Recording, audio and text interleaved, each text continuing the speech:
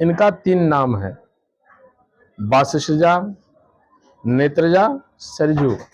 अयोध्या धाम में सरयू की उत्पत्ति कहाँ से और कैसे हुई? क्या सरयू माता को श्राप दिया गया था? सरयू माता के कितने नाम हैं? आज आपको बताते हैं सरयू माता की कहानी। अयोध्या में श्री राम के जन्म से पहले की बात है। ब्रह्मा जी के पुत्र गुरु वशिष्ठ को आभास हुआ कि अयोध्या में विष्णु भगवान श्री राम के रूप में अवतार लेने वाले हैं। तो उन्हें पृथ्वीवासियों की चिंता होने लगी कि प्रभु के अवतार से पहले धरतीवासियों के कष्ट, रोग, दरिद्रता और दुख दूर होना चाहिए। तब गुरु वशिष्ठ अपने पिता ब्रह्मा जी से इसके निदान के लिए गए। गुरु वशिष्ठ के निवेदन पर ब्रह्मा जी ने अपने कमंडल से सरयू को वशिष्ठ जी को दे दिया। गुरु वशिष्ठ जी ने सरयू को मानसरोवर से ही छोड़कर सरयू की धारा अयोध्या तक लेकर आए और तभी से सरयू की धारा अविरल अयोध्या में प्रवाहित है। ये तो कहानी है सरयू माता के अयोध्या आने की, लेकिन सरयू माता ब्रह्मा जी के कमंडल में कैसे आई? इसके पीछे भी कई कहानियों में एक प्रमुख कहानी ये है कि पृथ्वी पर कालांतर में दानव और दैत्यों ने ऋषि मुनियों साधुओं के साथ समस्त पृथ्वीवासियों को प्रताड़ित कर रखा था। उन दैत्य और दानव से छुटकारा पाने के लिए देवतागण भगवान विष्णु के पास गए और प्रार्थना करने लगे। ये सब सुनकर भगवान विष्णु के आंखों से आंसू निकल आए और कहा, आप लोग जाओ, मैं पृथ्वी पर जल्द ही अवतार लूंगा और अत्याचार करने वालों का वध करूंगा।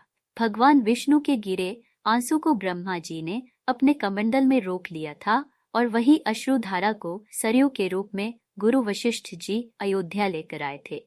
सरयू माता को 3 नामों से भी जाना जाता है। पहला वशिष्ठजा, दूसरा नेत्रजा और तीसरा सरयू। ईश्वरीय अंश होने की वजह से सरयू माता का जल बहुत ही निर्मल, स्वच्छ और गुणकारी है। कहते हैं इनके जल का पान व स्पर्श करने से ही कई जन्मों का पाप नष्ट हो जाता है। एक अन्य पौराणिक कथा के अनुसार जब शंकासुर नामक दैत्य ने वेदों को चुरा लिया था, तब भगवान विष्णु ने मत्स्य अवतार धारण कर दैत्य का वध किया और वेदों को वापस प्राप्त किया। इस जीत पर भगवान विष्णु के नेत्रों से खुशी के आंसू निकले, जिन्हें ब्रह्मा जी ने अपने कमंडल में इकट्ठा करके मानसरोवर में रख दिया। बाद में महाराज वैवस्वत ने बाण से मानसरोवर के जल को बाहर निकाला, जिससे सरयू नदी प्रकट हुई।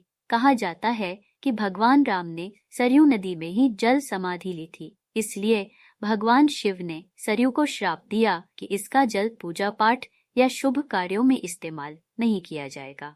सरयू नदी को भगवान राम की जननी के समान ही पूज्य माना जाता है।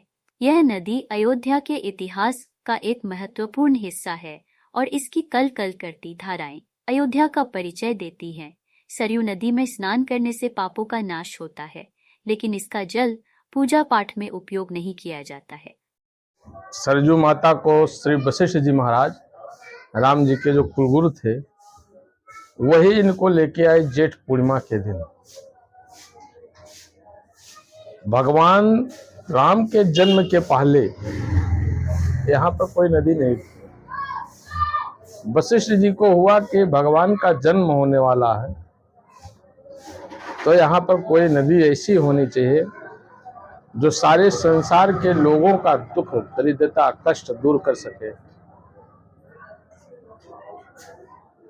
भगवान जन्म के पूर्व वशिष्ठ जी के पिताजी हैं ब्रह्मा जी। ब्रह्मा जी के पास गए, ब्रह्मा जी से प्रार्थना किया। ब्रह्मा जी ने अपने कमंडल से सरयू जी को दिया। इनका 3 नाम है, वासिष्ठजा, नेत्रजा, सरयू।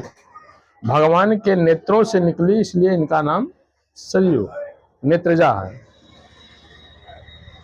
रामचरितमानस में वर्णन है तुलसीदास जी द्वारा, जब सारे संसार में ब्राह्मण, ऋषि, साधु, तपस्वी राक्षसों के द्वारा पीड़ित हो गए, तो सभी लोगों ने जाकर के भगवान से प्रार्थना किया। देवता गौ को आगे करके के जय जय सुरनायक जन सुखदायक पुणत पाल भगवंता, इस प्रकार से है, रामचरितमानस में वर्णन है। भगवान विष्णु से प्रार्थना किया। उसी समय भगवान विष्णु के नेत्रों से जो है अश्रुधारा बह गई, उनके कष्टों को देख करके। फिर उन्होंने आश्वासन दिया कि मैं अवध धाम में जन्म लूंगा, अवतार लूंगा अपना। उस अश्वधारा को ब्रह्मा जी ने अपने कमंडल में रोका। वशिष्ठ जी के प्रार्थना करने पर ब्रह्मा जी ने वशिष्ठ जी को दे दिया, इसलिए इनका एक नाम नेत्रजा है। इनका उद्गम स्थल कैलाश मानसरोवर से है। कहा जाता है कि दरस परस मज्जन अरुपाना, हरहि पाप कह वेद पुराणा। ऐसा वर्णन आया है, तुलसीदास जी महाराज ने भी किया है कि इनका दर्शन करने से, स्पर्श करने से, इनका जल का पान करने से